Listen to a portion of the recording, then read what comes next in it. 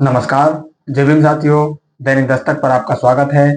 मैं हूं आपका होस्ट जेपी गौतम।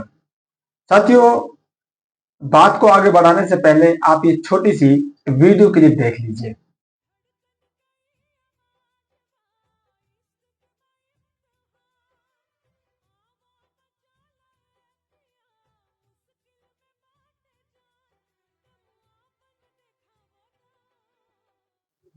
तो वीडियो आपने देख लिया। वीडियो में क्या चल रहा है, वीडियो में क्या हो रहा है, वो भी आपने अच्छी तरह से महसूस और समझ लिया होगा। गाड़ी पर जो पीछे बैठे हैं, जिन्होंने अपनी नाक पर रुमाल रखा हुआ है, ये हैं बिहार के पूर्व उप मुख्यमंत्री तेजस्वी यादव, जो लालू प्रसाद यादव जी के छोटे बेटे हैं। बड़े बेटे से उनका विवाद चल रहा है। सोशल मीडिया पर आपने देखा है किस तरह से उनको घर से बाहर का रास्ता भी दिखा दिया गया है, और जो बड़े बेटे हैं वो अब कानून का सहारा लेने की बात कह रहे हैं। खैर, ये उनके परिवार का मामला है, लेकिन राजनीति की बात अगर की जाए तो ये तेजस्वी यादव हैं, जो वोट लेने के लिए चुनाव प्रचार में जुटे हुए हैं। बिहार में चुनाव है, अक्टूबर या नवंबर में वहां पर चुनाव हो जाएंगे और बिहार को नई सरकार मिलने की पूरी पूरी उम्मीद है, क्योंकि नीतीश से भी जो बिहार वासी हैं वो तंग आ चुके हैं। लेकिन बिहार में बदलाव की बहार कौन लाएगा, ये बड़ा सवाल अभी भी बना हुआ है। बहुजन समाज पार्टी जहां अपने तरह से प्रयास कर रही है, एनडीए और नीतीश कुमार मिलकर अपने तरह से गोटियां बिछाने में लगे हुए हैं, वहीं विपक्ष में जो अन्य पार्टियां हैं तेजस्वी यादव की पार्टी को छोड़कर, वे भी अपने अपने तरह से प्रचार में जुटे हुए हैं।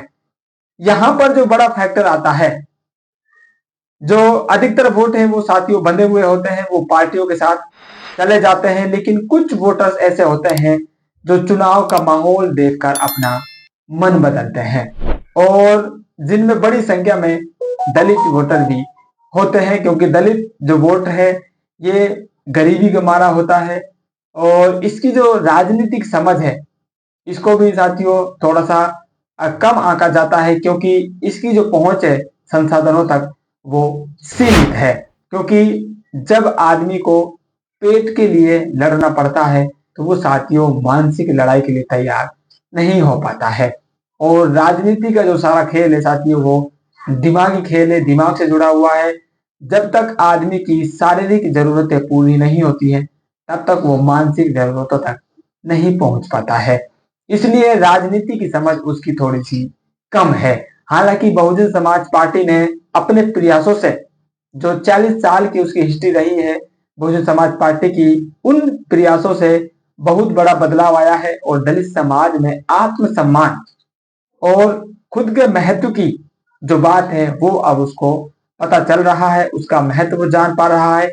इसलिए दलित राजनीति में एक बड़ा फैक्टर बना हुआ है, और इसी से जुड़ा हुआ साथी ये मुद्दा है। तेजस्वी यादव, एक बताया जा रहा है कि ये जो बाइक पर जा रहे हैं, एक दलित बस्ती से निकलकर जा रहे हैं, क्योंकि उस दलित बस्ती में जो सड़क है, सड़क का तो वहां पर सिर्फ आपको रोड दिखाई दे रही है, क्योंकि वहां पर रास्ते का इतना बुरा हाल है कि वहां पर कार से आप नहीं चल सकते हैं। इसलिए तेजस्वी यादव को बाइक पर ले जाकर आगे ले जाया जाता है।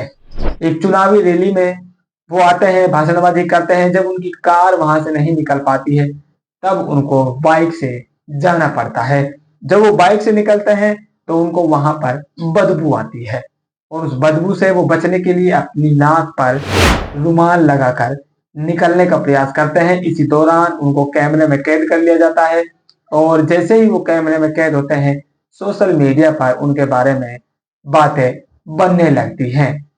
तेजस्वी यादव जी, आपको दलितों की बस्ती में जाने से बदबू आती है, यानी कि दलितों से आपको बदबू आती है, लेकिन इन्हीं दलितों का वोट लेने के लिए आप तरह तरह की लच्छेदार भाषणबाजी कर रहे हैं। इस तरह के बड़े आरोप, इस तरह की बड़ी जो निंदा है वो सोशल मीडिया पर तेजस्वी यादव की चल रही है, और सवाल भी साथियों उनका वाजिब है, क्योंकि इन्हीं नेताओं को जब वोट लेना होता है तो ये दलित बस्तियों में अपने नए बर्तन लेकर जाते हैं, उनके साथ खाना खाते हैं, फोटो खिंचाते हैं और सोशल मीडिया पर डाल देते हैं, हम देखिए कितने बड़े उदारी हैं। लेकिन जैसे ही उनको सच्चाई मालूम चलती है, जब उनको उस दलित बस्ती में रहने का मौका मिलता है या चुनाव प्रचार के दौरान उनको जब हकीकत में जाना होता है जहां उनका प्लान नहीं होता है, जब उनको सच्चाई से मालूम होता है, उस सच्चाई को जीने का थोड़ा सा उनको समय मिलता है, तब उनकी असलियत सामने आती है कि वो दलितों से वाकई में कितना प्यार करते हैं। अगर इन्होंने अपने समय रहते दलितों के लिए वाकई काम किया होता तो इनको मुंह पर रुमाल बांधकर उस गली से नहीं निकलना होता। यही सच्चाई है। यही साथियों आपको स्वीकार करना है कि आपकी जो सच्चाई है, आपकी जो गरीबी है और आप आज भी पेट की लड़ाई लड़ रहे हैं, ये इन्हीं नेताओं के कारण है। अगर इन नेताओं ने ईमानदारी से आपके लिए काम किया होता तो ये आपकी गली से अपनी फॉर्च्यूनर कार में ही निकल जाते, ना कि इनको बाइक पर मुंह दबाकर निकलना पड़ता। जब आपके वोट लेने होते हैं, इन वोटों से इनको कतई भी बदबू नहीं आती है और ना ये आपको दलित मानते हैं। आपके वोट की कीमत साथियों तेजस्वी यादव के वोट की बराबरी पर है। जितना मूल्य तेजस्वी यादव के वोट का है, उतना ही मूल्य आपके वोट का है। जब आपके वोट की कीमत बराबर है, इस बात को आपको साथियों गौर से समझना है।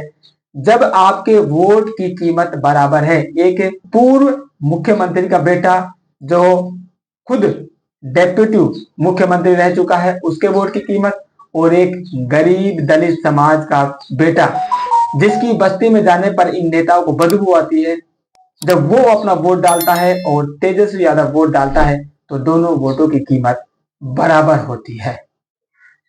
जब आपके वोट की कीमत बराबर है तो आपकी कीमत बराबर क्यों नहीं है? तेजस्वी यादव बड़े महल में रहता है, उसके सामने चमकती सड़कें जा रही हैं, फूल के पेड़ लगे हुए हैं, पौधे लगे हुए हैं, वहां पर तो बदबू नहीं आती है। लेकिन आपकी बस्ती में ना तो पैदल चलने का रास्ता है, ना साधन निकलने का रास्ता है, और जब ये लोग वहां से निकलते हैं तो इनको बदबू और आती है। आप बदबूदार जगह पर रहने के लिए क्यों मजबूर है? ये बड़ा सवाल आपको खुद से करना है, ना कि नेताओं से। जब आपके वोट की कीमत बराबर है, चाहे वो सीएम वोट डाल रहा हो, चाहे आप गरीब जो उस दलित बस्ती में रहते हैं जहां पर उनको बदबू आती है वहां से आप वोट डाल रहे हैं, आपके वोट की कीमत बराबर है।